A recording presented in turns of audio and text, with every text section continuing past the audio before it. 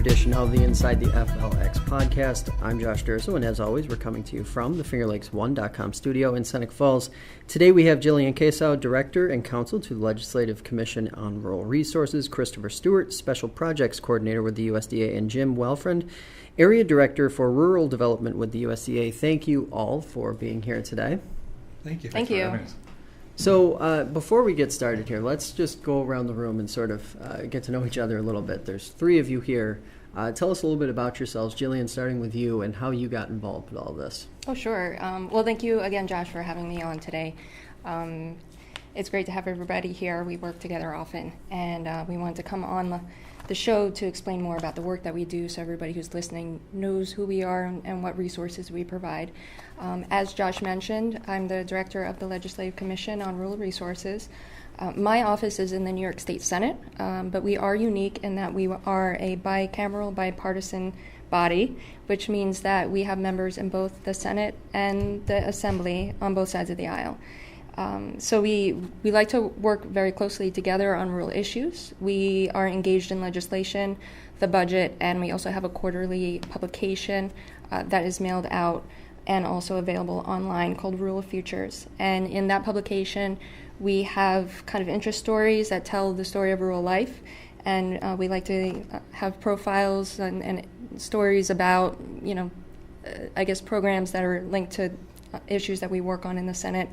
And then we also have kind of public announcements of resources that are available. Obviously not an exhaustive list, because to list every grant that is available stateside would be a real undertaking.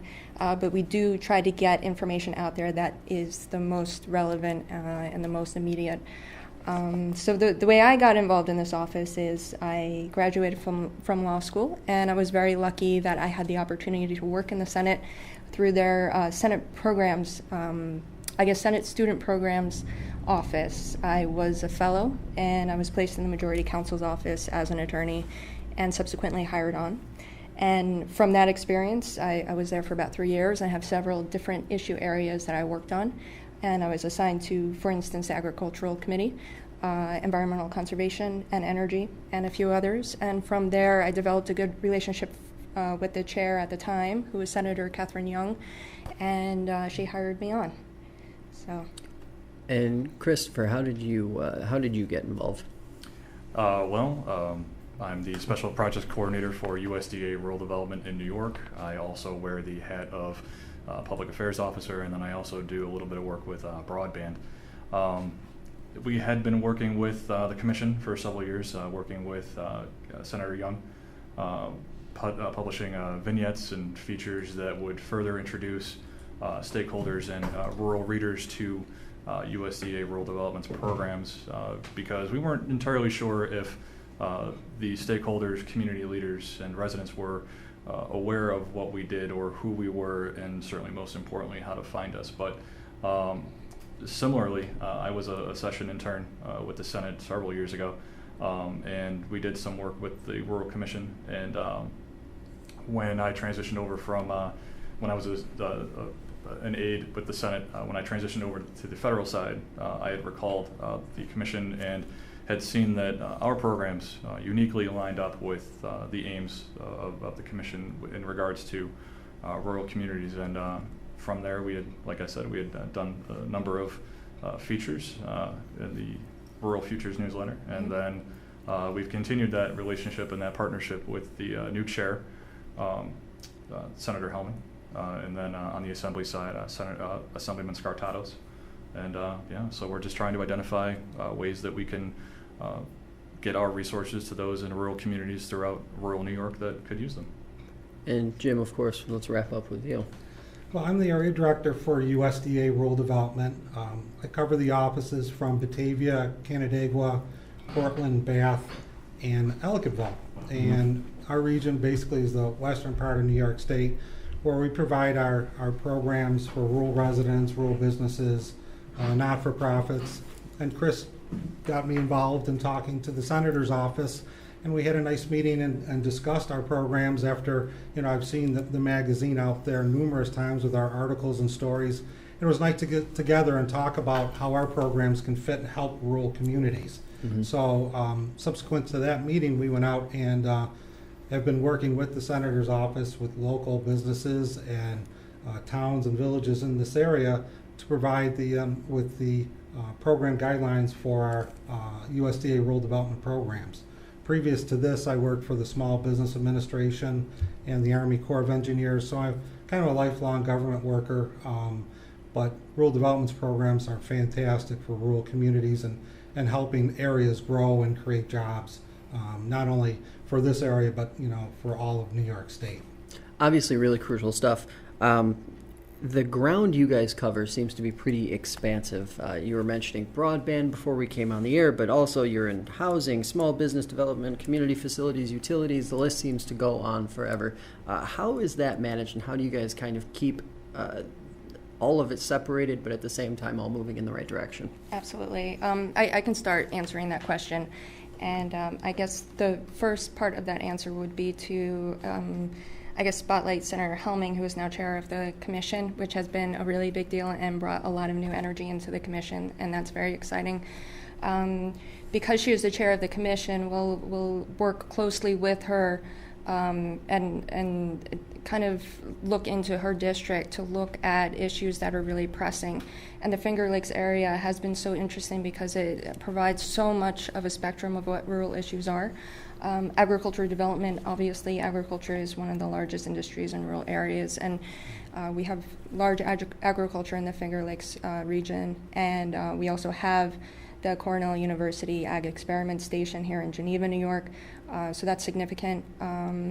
We have water quality issues, and the Senator has been a real leader on that issue, especially with her background as Canandaigua Town Supervisor, also in the Canandaigua Lake Watershed Council. She has an incredible amount of experience that she's infusing into the commission. So that's, first of all, helping shape the focus of what we're working on.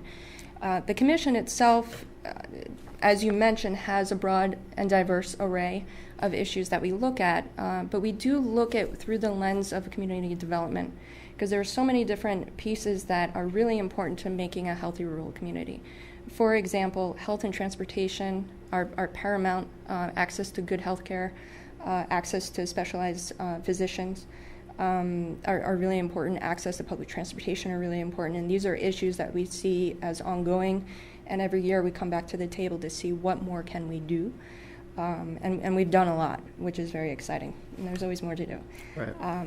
And also, looking at the broader lens, food access is another issue that we've started looking into under the leadership of Senator Helming. We held a food access event at the end of July in partnership with the Cornell Ag and Life Sciences School here in Geneva. And there were I think anybody listening to this broadcast might know that there's not as much access to food in certain rural areas. You may be far away from a grocery store, for instance. But we're actually starting to find out more about the demographics behind why that might be. And that has a lot to do with the researchers that participated in an event like that. So we're starting to gather more information. These projects are really long-term, and it has a lot to do with finding good research and developing good relationships with other organizations such as the USDA to share that information, given that we all have limited resources, and identify our shared goals and work together towards them.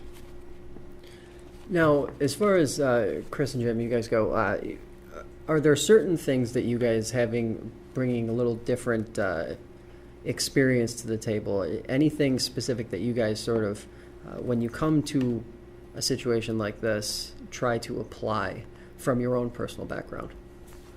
Chris, go ahead. Absolutely. Just from whether it was my time with the Assembly or the Senate, or certainly now, building the sustainable relationships with some of the members and the community leaders, the mayors, the town supervisors, the congressionals, the senators. It's crucial in helping to get not only the relationship built, but then to get the information out, because they have a tremendous reach that we may not necessarily have the one-to-one, where if the members are doing workshops or doing roundtables, they go on air in similar instances like this. And we also seek to partner with them in doing workshops or forums throughout the state and certainly throughout the year.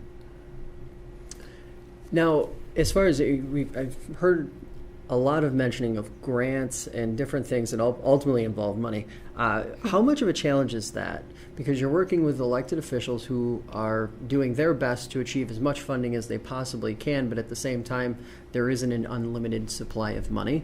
There has to be some kind of where I would assume you guys are kind of prioritizing different avenues, different grants, that kind of thing. What is that challenge like? Well, if I could speak on a little bit of our programs and talk about where the grant is applicable and how it helps out communities. Obviously, there's not unlimited resources and grant dollars, so we try and stretch those with our partners, and like the Senator's office, providing additional funding. And any time that we can partner with New York State or other agencies to extend and provide the additional support, adding our grant with their money in helps spread our money even further. I'd like to give an example, which I thought was kind of nice to be able to bring it to the Senator's office to talk a little bit about what rural development does. And we're almost like an economic development agency for rural communities. If you take, and I want to use just one example because I'm very familiar, I lived in Niagara County, but if you go north on Lockport Road on Route 78, it's about a 10-mile stretch from Lockport up to Lake Ontario. You hit several towns along that road. And as you drive along the road, you'll come into Wright's Corners and you'll see the local fire department that's there. And their banquet facility was rehabbed and refinanced through one of our community facilities program. And as you head out of town and head towards Newfane, you'll see a bunch of houses on the left and right-hand side that were financed through our single-family housing program. And there's two different types of programs underneath our single-family housing. One is for more a little bit higher income, which would be a guaranteed program. So the bank would go ahead and make the loan, and we would guarantee the loan for the bank.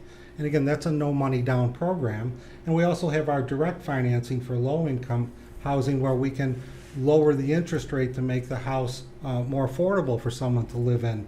So again, they could purchase their home with no money down through our program. As you continue down Route 78, you'll see a bunch of homes where you may see handicap accessibility or a roof that's been recently redone. We have a grant program for our low-income seniors over age 62. If it's to make their house safe and sanitary and secure, we can provide grant funding for them to make that home a better place to live. Mm-hmm. As you drive into Newfane, you'll see Miller Hose on the right-hand side. We financed that facility for the town of Newfane and Miller Hose. As you go further into Newfane, you'll see their new community center, which was the old fire hall that they rehabbed, and we were able to put some grant dollars in and partner with some outside corporations to make that a green energy building. So this is a 50s building that has loads of asbestos in it, and we're able to turn that into a nice community center for the downtown area of Newfane. Mm-hmm. As you head north, you'll see a couple of farmers where we provided value added, which is a grant program. They were once an apple orchard and they wanted to try getting into apple cider, so we provided them the resources to be able to grow their business.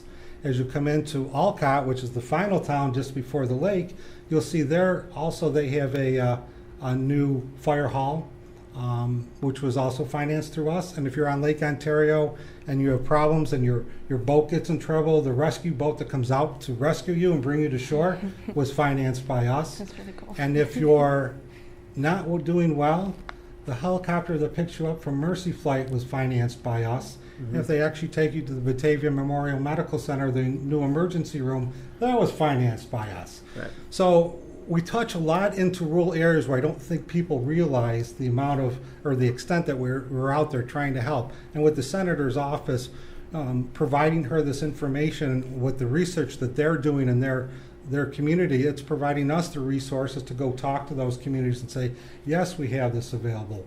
One other thing I forgot to mention is when we redid the community center in Newfane, we found out that the water lines were really bad in the town. So what did we do? We financed the new water lines for the town of Newfane. So now, how does that education happen? Because you just crossed about 30 different border lines as far as different industries, different areas where you guys can help.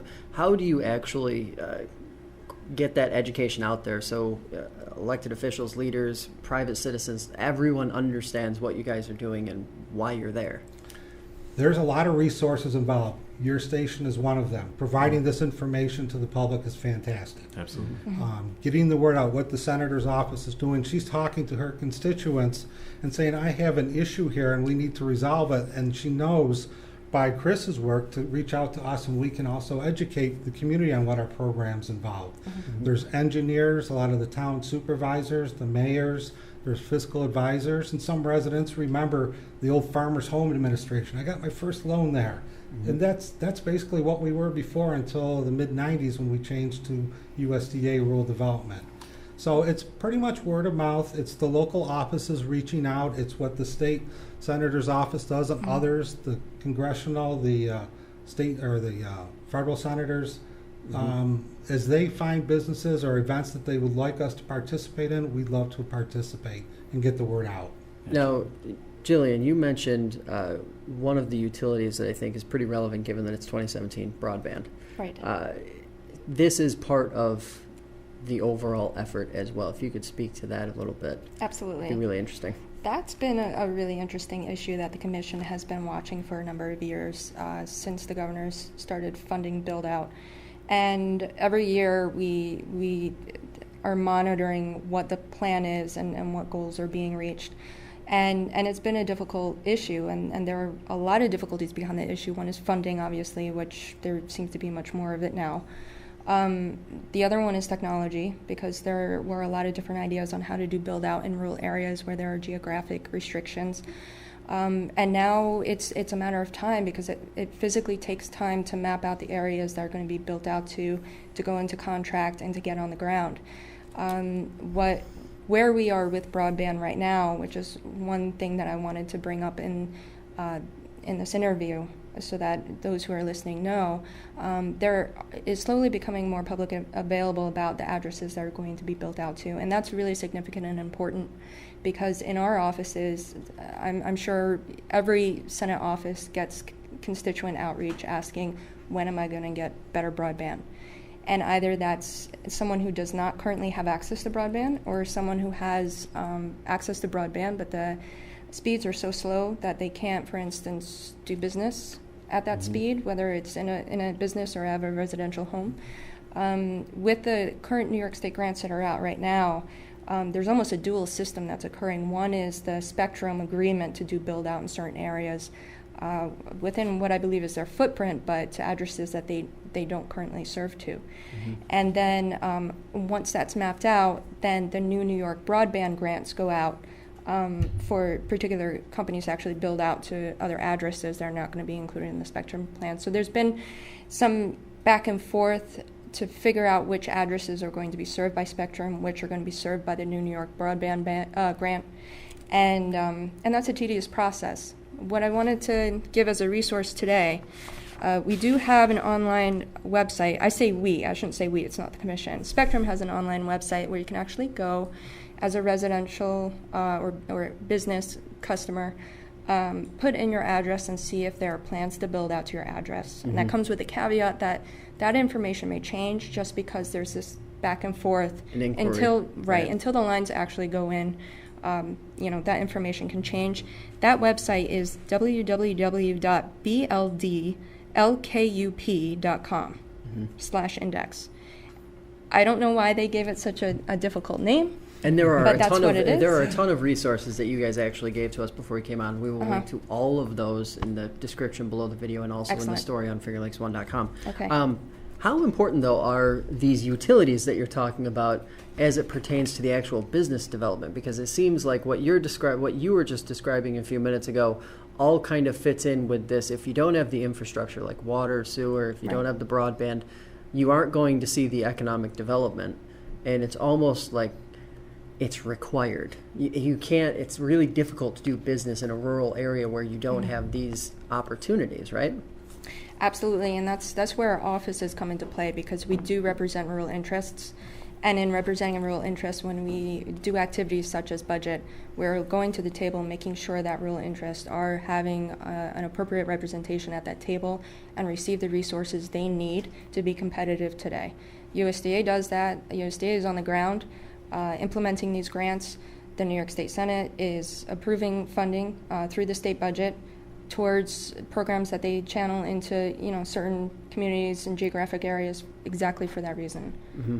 Now, Christopher, as far as some of the different areas where you specifically have been working in, what have been some of the successes that you've seen through this program and through this kind of coordination between a bunch of different agencies? Well, USDA, first, just to back up really quick, USDA has, inside its rural utilities program, has 4 programs available for broadband. 2 are loans, 2 are grants. The Farm Bill broadband loan program will assist communities in getting the ability to build or improve or acquire facilities relating to broadband. The telecom loan program will specifically work with rural telecom providers to, again, assist them with acquiring, expanding, or improving services that they offer or could potentially offer. Over on the grant side, we have the distance learning telemedicine telehealth program, which DLT assumes that you're already connected. They want to provide to you the equipment in order to connect a rural patient to a medical specialist, wherever that might be, down the road, down the street, a county over, a state over. Likewise, on the educational side, if there's a student in a rural community that's looking to take AP courses or AP classes, we can assist with providing to that eligible community the resources they would need and the equipment they would need in order to connect those two.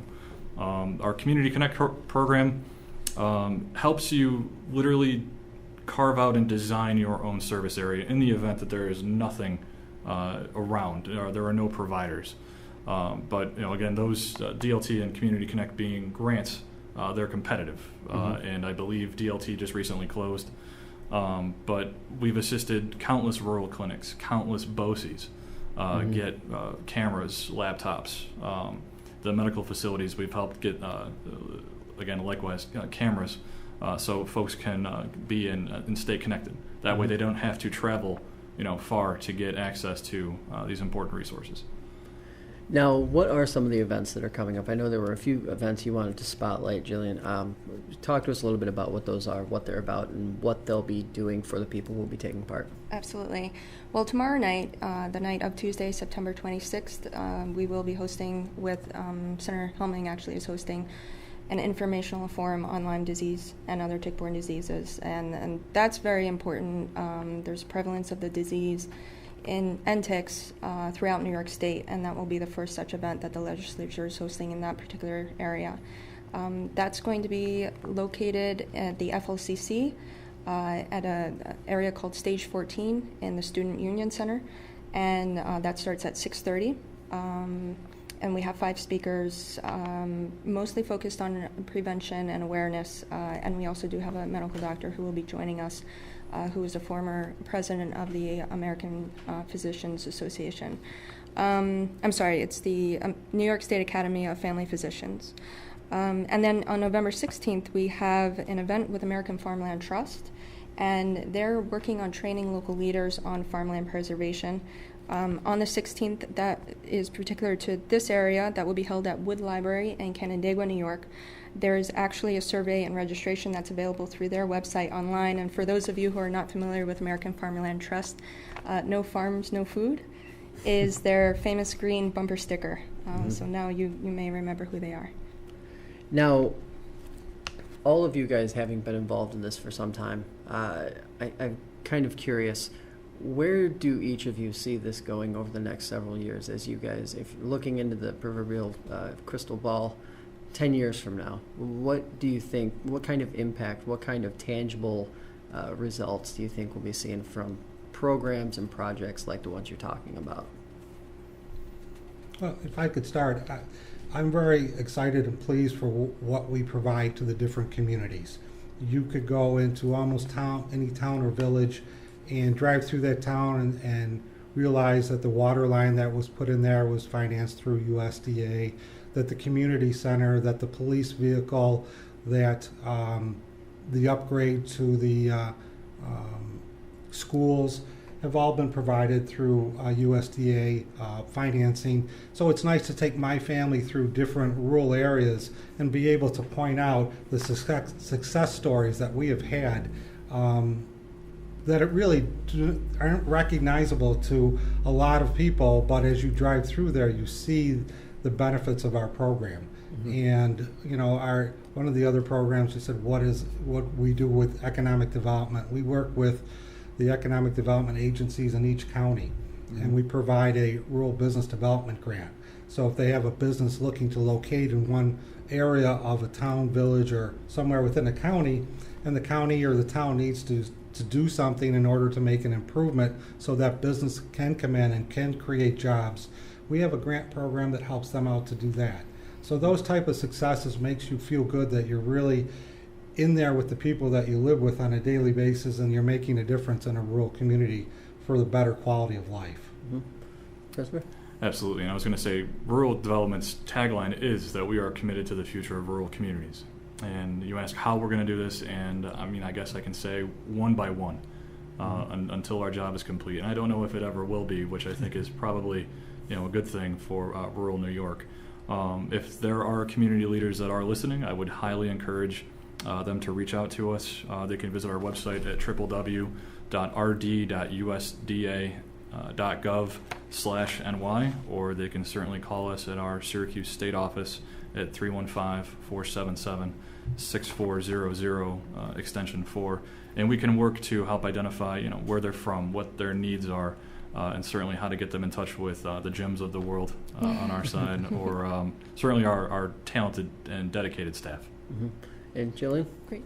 And kind of tagging off of Chris's statements here, I think it's also really important to express that we have a lot of programs and grants that are available throughout the state, both at the state level and the federal level with USDA. In my experience, it's very important if you see a grant that is of interest to you, if you're an individual homeowner, business owner, or a local leader, and the grant information that you're finding doesn't seem to quite fit, please pick up the phone and call us and find out for sure, because the intention is certainly there to bolster rural communities. And if you're finding that your needs and your interests are not being represented by information that's out there right now, your best next step is to pick up the phone and call one of us and start opening a conversation. And that, I think, ties into so much of why we're here today, which is to get the word out about what we do, that we are here, we're available. Certainly reach out. We also have an online website through the NewYorkSenate.gov, and our main phone line is 518-455-2631. And certainly, absolutely reach out directly to Senator Pam Helming's office. We all work very closely together. My office is located in Albany, but I'm in the district quite often, and I work with the senator, and our staff are just great. So as far as the future outlook, I don't think our work is ever going to be done. There's always going to be needs and interests, and they're going to be evolving. What we're trying to do is make sure that rural areas stay relevant within our economy and our outlook, and that rural youth have a future in rural areas. I think if we can expand what youth can do in their areas, if they can go to school and come back to their original communities and stay and be prosperous, I think that's an excellent goal. Well, we really appreciate all of you coming on today. It's a really interesting topic and a broad one, given all of the areas you guys are reaching. So thank you very much for coming in. Great. Well, Thank you. We'll have to come back. That's going to do it for us today. I'd like to thank our guests for joining us, as well as our listeners who make this podcast possible. Inside the FLX airs Sundays at 7 p.m. on Spectrum, Channel 12, and is available on iTunes, Stitcher, and the FingerLakes1.com app. Thanks for listening, and we'll catch you next time.